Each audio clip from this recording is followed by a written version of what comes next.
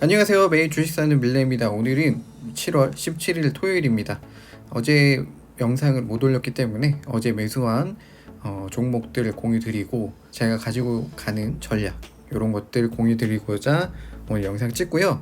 어제는 다우존스, SP500, 나스닥 전체적으로 하락하면서 끝냈습니다. 그동안 많은 상승을 보였잖아요.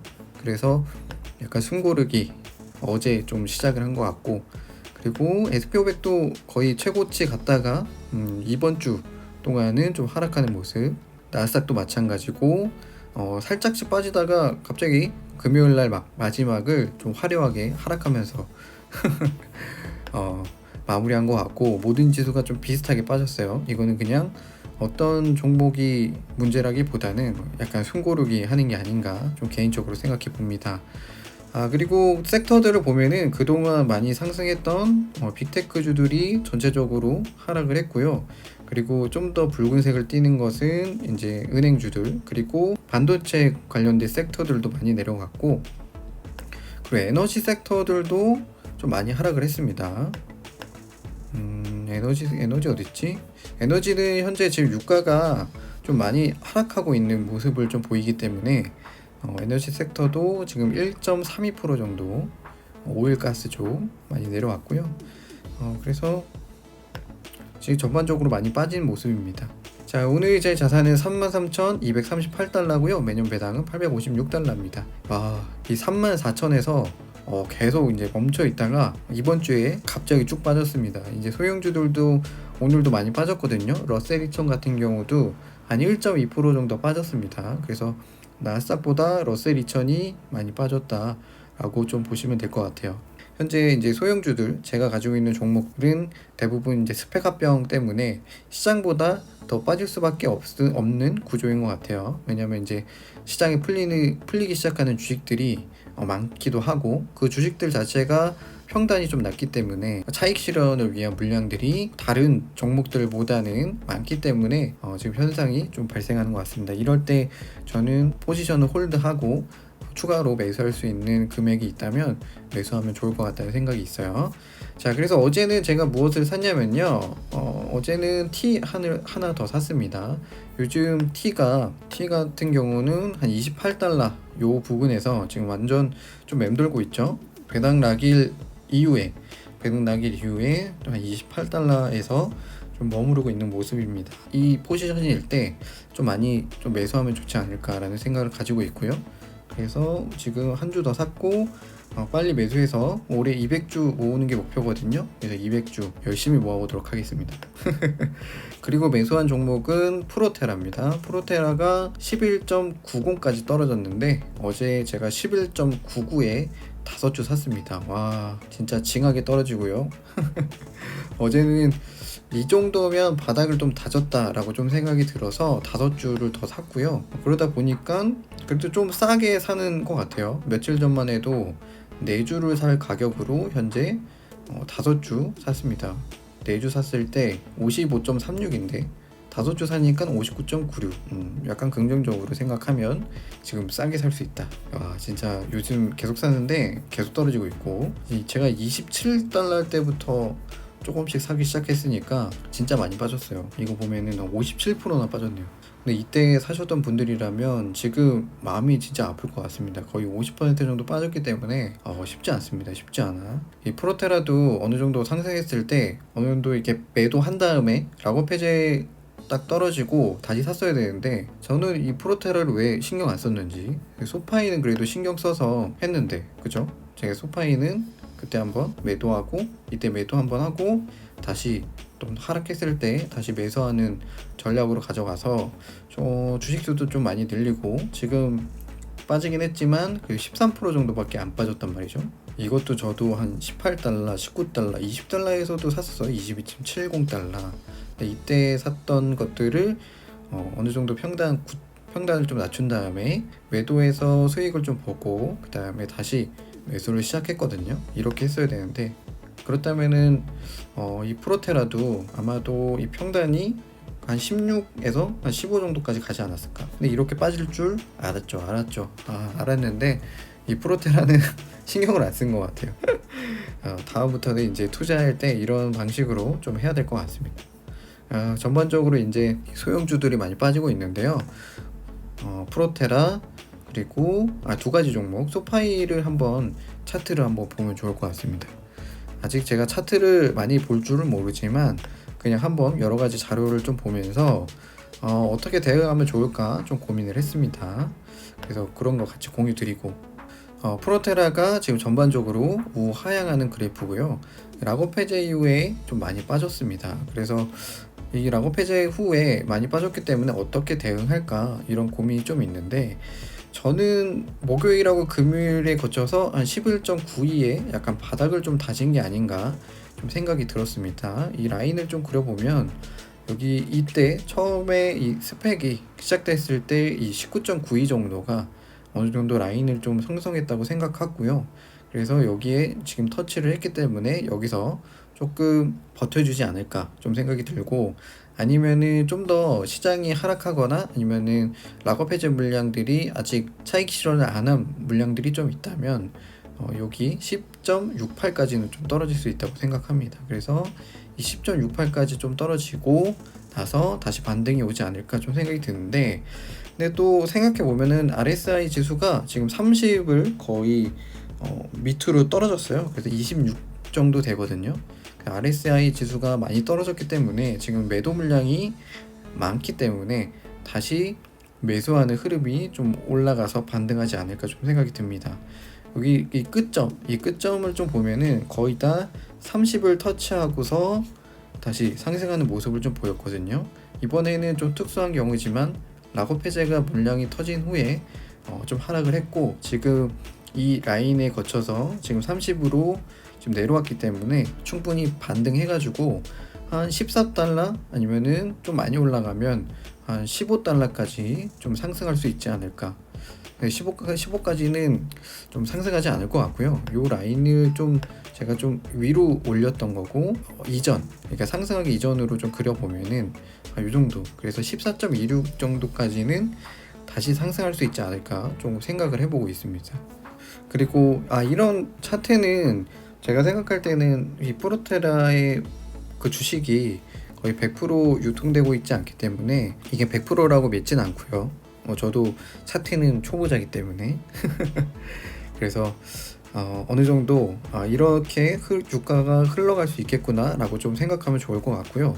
왠지 저는 이 11.92에서 좀 바닥을 좀 다지고 다시 14.26까지 좀 올라가면서 여기서 좀 박스권을 그리고 흘러가지 않을까? 저는 개인적으로 좀 생각을 하고요. 이 이하로 떨어지기에는 좀 아쉽다. 그리고 좀 더 떨어진다고 하면은 10.68까지 이렇게 좀 보면 좋을 것 같습니다. 그래서 프로테라에 좀 고민이 있으신 분들이라면 지금부터 좀 추가로 매수하면 좋을 것 같고요.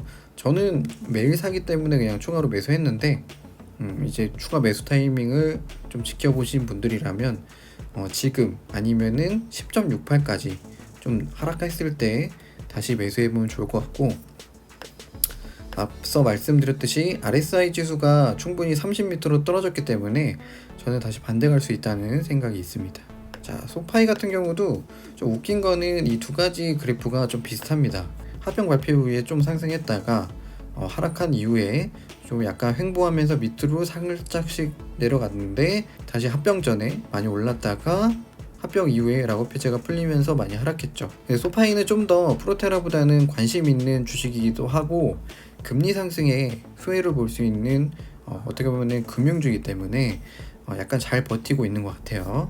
그래서 이 주식도 마찬가지로 한 15.30 여기가 약간 바닥을 좀 다지고 있는 것 같아요. 그래서 많이 떨어진다고 하면은 14.86까지 좀 떨어지고 아니면은 이 상태에서 다시 상승할 수도 있을 것 같다는 생각이 좀 들고요. 이 라인처럼 이때까지는 13달러까지는 하락 안 하지 않을까. 지금이 약간 바닥을 좀 다지고 있는 것 같고 많이 떨어져도 한 14.86까지는 좀 떨어질 수 있을 것 같습니다. 이 소파이드 같은 경우도 RSI가 30으로 좀 떨어졌고요.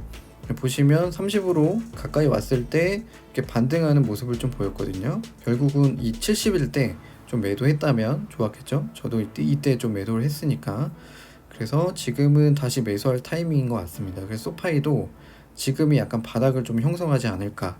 그리고 다음 락업 해제일이 요거는 날짜를 찍을 수가 없네요. 한 7월 27일 정도, 이 정도기 때문에 여기서 좀 더 하락한다고 치면은 13달러에서 12달러까지 내려갈까요? 저는 안 떨어질 것 같고, 락업 해제 이번에 50% 정도 락업 해제가 있기 때문에 그 전까지는 좀 상승하다가 7월 27일 정도에 다시 하락해서 한 14.86까지 다시 찍지 않을까. 결론은 14.86까지 떨어질 것 같습니다.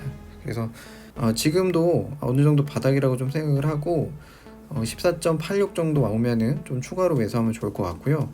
락업 해제 이후에 8월 12일 날 해가지고 좀 더 이제 이때 실적 발표 이후에 다시 상승하지 않을까 개인적으로 좀 생각을 해봅니다. 결론적으로 지금 이 소파이와 프로테라는 두 가지 회사의 뭐 실적이나 모멘텀으로 하락하는 게 아니고 이 스펙이라는 주식에 그리고 락업 해제 그리고 시장의 분위기 이런 부분에 좀 휩쓸려서 많이 하락하고 있는 것 같고, 특히 이 공매도 세력들이 이런 또 마켓캡이 좀 작은 기업들을 좀 많이 노리기 때문에 이런 부분에서 지금 많이 하락하고 있는 것 같습니다. 그리고 특히 이제 프로테라가 마켓캡이 더 적기 때문에 공매도 타겟으로는 더 좋죠. 지금 2.47 빌리언 정도밖에 안 돼요. 그래서 프로테라 같은 경우는 시가총액이 좀 낮기 때문에 이런 영향을 더 받을 수 있고, 그리고 락업 해제 물량에 대한 또 영향도 더욱 많이 받는 것 같습니다.